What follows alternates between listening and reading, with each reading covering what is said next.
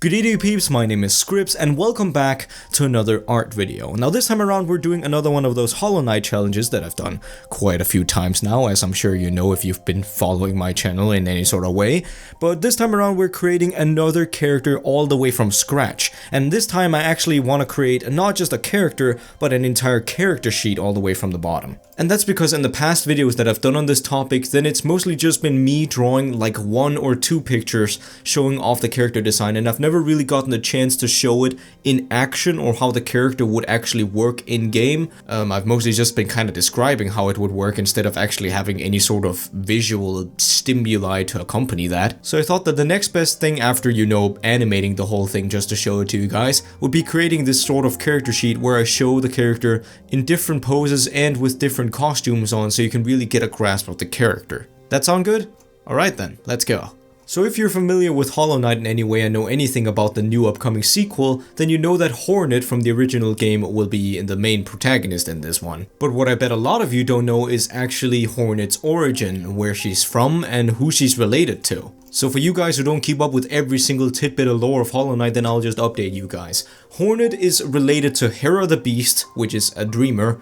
This is where it gets very weird if you're not into Hollow Knight and don't know anything about what I'm talking about. But basically Hornet is the daughter of a now kind of godlike being from the original game called Hera the Beast, who is also the leader of a lot of more common creatures, such as a spider people called the Weavers. But the sad thing is that even though we've learned about the Weavers through lore and different kinds of hints that the game has given us, then we've actually never been able to see one because it got deleted from the original content of the game. But basically the Weavers were kind of like the sisters or the people that Hornet would grow up with, and we even see one of the Weavers in the end of the trailer to Silksong, so we know that they play a role in the lore, we just haven't really seen one yet. And hence why this character design, because I wanted to create a character that would kind of accompany Hornet, not just because of any bullshit reason I'm making up now, but also due to some deeper lore, which would make sense for a Weaver and Hornet, because they would technically be kind of like sisters, because I believe Hera was the leader or maybe mother of those people, so they would actually kind of be their closest resemblance to a sibling.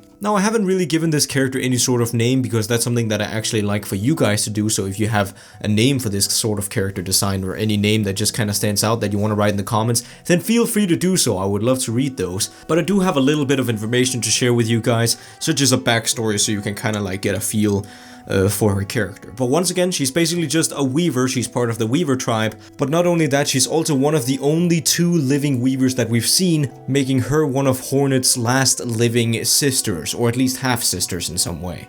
And she has a very rude and kind of brattish personality, but still Hornet has this kind of feeling that she, you know, is responsible for her. She doesn't show this off directly, of course, but it's more of like she doesn't attack her immediately on sight and they kind of help each other along the way sort of love. It's tough love. But like all the other Weavers, then she's come from Hallownest, except that her backstory is that she actually got left behind by accident. All the other Weavers, they left during the infection or right before the infection happened, and they just lost count of her and she got lost. And since they all resided in Deep Nest, and you know there's not that many very nice things to talk to in Deep Nest, I think there's like just death and crazy people who live in the Hidden Village, then she wandered around until she ended up at the Mask Maker's place, and she just kind of stayed there, and kind of learning from the only other person she could talk to, which ended up giving her a bunch of really cool abilities when it came to disguising herself and making costumes. So I kind of thought that this would be cool because it would kind of be like in Game of Thrones with Arya, how she might not be like the strongest fighter. I mean, I know she turned into a really good fighter by the end, but she never really was this extremely good fighter. She was always just this kind of royal girl that everybody kind of wanted to kill, so she got around by hiding in costumes. And since you know both Hornet and I'm guessing the Weavers, they don't really seem that welcome in Farloom, then I thought that was very fitting that she would kind of be hiding in comparison to Hornet, who would be confronting her problems like just head on with a needle. But if there was anything left to discuss in terms of backstory, then I just think it's like how she actually got to Farloom.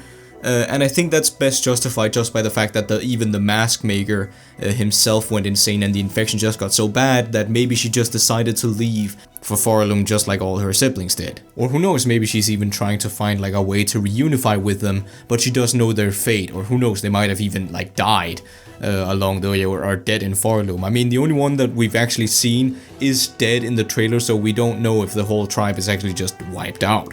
But yeah, that's pretty much all for backstory. When it comes to actually working in the game though, then I thought it would be really cool if we had a character that pretended to be enemies or other characters in the game.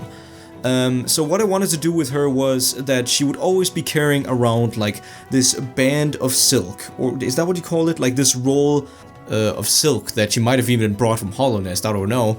But yeah, she'd usually be carrying around that and then some sort of mask, because with those materials she'd be able to create any kind of costume she wants, with the knowledge that she's learned from the mask maker, of course. And I thought it'd be really cool to reflect this through gameplay by actually having her being like obviously hidden as even enemies or different kind of people that you like interact with pretty often. Like say if you suddenly stumble on a type of enemy that you've actually killed hundreds of before, but suddenly this one just isn't hostile, or maybe when you hit it, it says something weird or tells you to stop attacking it. And then if you interact with her instead of attacking her and potentially killing her, then she'll in some way like reveal her costume, or just like let those 6 spider eyes just peek through the costume so you can tell that it's her. Kind of like the same way that the hunter looks from the original game, where he kind of like just eyes in the darkness, and then you know it looks like a traditional enemy, but suddenly it has those 6 eyes instead of the regular 2 eyes, and then you'll be able to know it's her.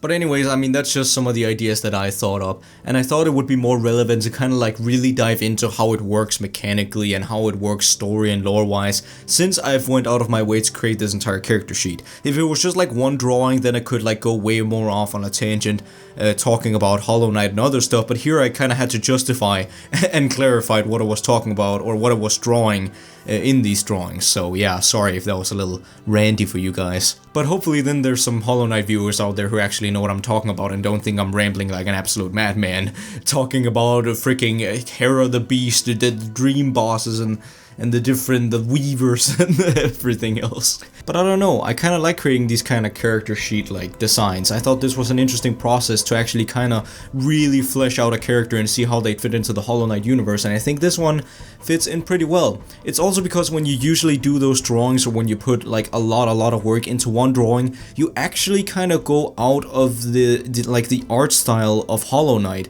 and in that all that detail in itself can make the character not really fit.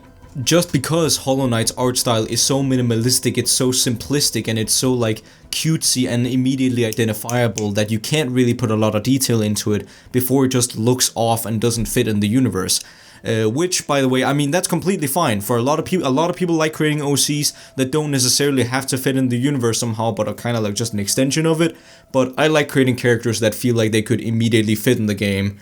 Although I'm never proud or confident enough to actually judge whether or not if I'm successful in my job.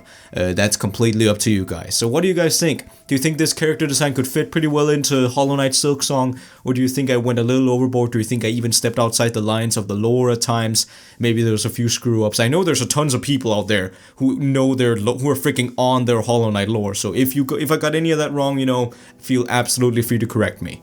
But yeah, you know, it's also fine to have some shorter videos from time to time. It's fine not having a 15-minute rant just purely about Hollow Knight, and it's fine to just get the points of your character across and then just cut off the video there. So that's what I'm going to do. So thank you all so much for watching. Please remember to leave your opinions and thoughts on the design down in the comments, whether or not if you thought it was great, whether or not if you thought it fitted in, like even that in itself can be a critique. I'm still on my drawing journey, you know, so I need some critique from somewhere, and this is like the best platform to get it, so please leave your opinions in the comments. That's the only way for me to improve. But anyways, thank you all so much for watching, and I'll catch you all in the next one. Peace.